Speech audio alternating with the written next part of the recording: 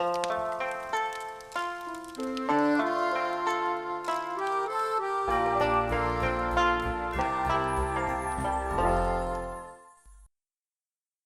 histoire de Robin le Normand, vécue, écrite et racontée par lui-même. Avec les voix de Justine Monville, Marie-Laure Simon et Louis Courdan. Avec la participation exceptionnelle du voilier de l'expédition Seed Sailing sur l'océan Atlantique. 4e jour de navigation. Direction Dakar en voilier. Je dors dans la cabine avant. Enfin, j'essaie. C'est celle qui bouge le plus. Après des heures à me retourner dans tous les sens, sur le dos, les épaules, le ventre, à rouler et tamponner sur Nico, à compter les moutons et à les recompter au cas où j'en aurais oublié, à écouter le bateau atterrir avec fracas sur le creux des vagues, à entendre Céline aller vers l'avant du voilier pour enrôler le génois et à me demander si elle n'a pas glissé pour finalement tomber à l'eau. Je m'endors enfin. Tu parles d'être bercé par la mer, toi ?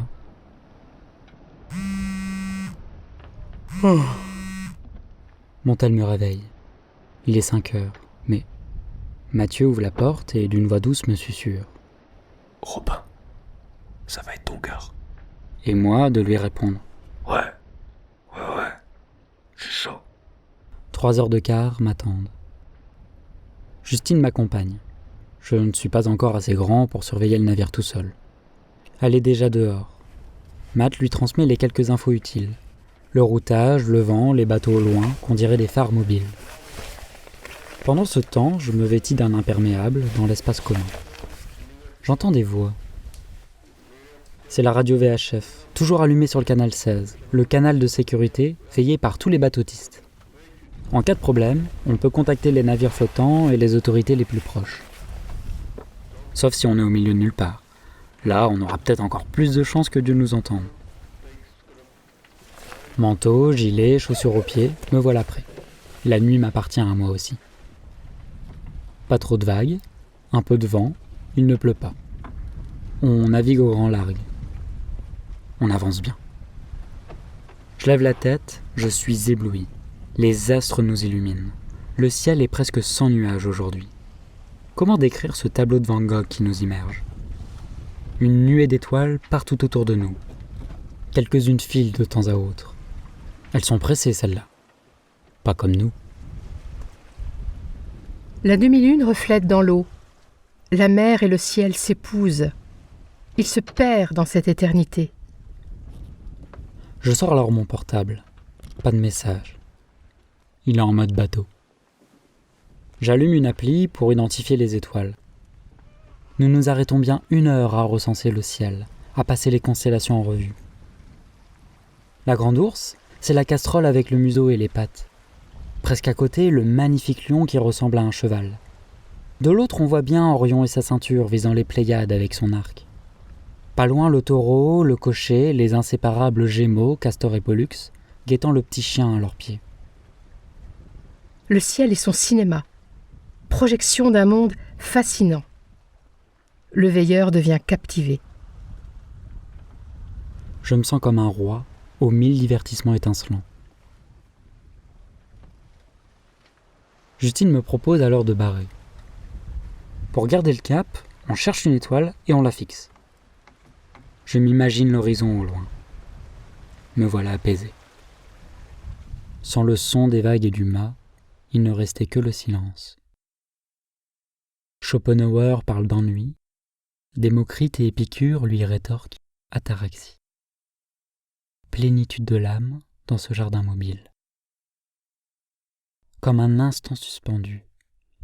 Aucun mur, nulle frontière, une totale ouverture. Seul, sans éprouver de solitude, le sentant uni à la nature. Est-ce cela la liberté ? Subitement, Justine me surprend. Oh Rob, regarde, des dauphins bioluminescents. Waouh! Vite! On accroche nos gilets de sauvetage au fil de vie du voilier. On progresse vers l'avant pour les suivre. Ils avancent avec nous. Il y en a des milliers. Bon, j'ai pas mes lunettes. N'empêche qu'ils sont impressionnants. On voit des grandes traînées blanches dans l'eau, incroyable. C'est notre tour de quart qui part au quart de tour, on ne s'en lasse pas. Puis nos compagnons de voyage finissent par nous abandonner. Nous restons assis, à se dire quelques mots, mais devant le sublime. Que dire de plus ? Pourtant contraint par les limites du bateau, je ressens l'infini. Soudain, un petit à côté de moi. Oula! Un poisson volant qui a sauté sur Justine. Un exocète. On en trouve en pagaille en descendant vers Dakar. Pas besoin de les pêcher ni d'appeler un Uber. Ils sont livrés directement sur place. On retourne vers l'arrière. Justine remplace le pilote automatique. Et moi, je me rallonge sur mon banc habituel. Frontale allumée, en mode veille. Lumière rouge. Il finit la lecture de Voyage au bout de la nuit, commencée la veille. Non, blague pas. Je lis Le Petit Prince. C'est plus court. Tiens, j'aperçois une légère lueur dans le ciel. Ça s'éclaircit au loin, au-dessous de la Lune et Jupiter. Quelque chose se mijote. Bon, c'est la fin de l'histoire. Pourtant, on ne peut jamais savoir comment elle va arriver. Les étoiles disparaissent tour à tour, laissant place au crépuscule. Ou à l'aube, je ne sais jamais. Le soleil se lève doucement, toujours à l'heure, jamais déçu. Nos coéquipiers lui succèdent le pas, accompagnés des premiers. Yo. Ça a été votre quart ? Moi, j'ai pas réussi à m'endormir.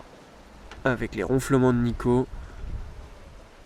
En fait, vous en avez profité pour regarder le dernier Spider-Man ? Je l'ai téléchargé sur Netflix. C'est à voir. Ouf, t'as une de ces gueules. Allez, laisse la place au soleil, Rob. Va te coucher. Tu rayonnes plus du tout, là. L'astre solaire renaît. L'ordinaire réapparaît. Robin s'en va se coucher.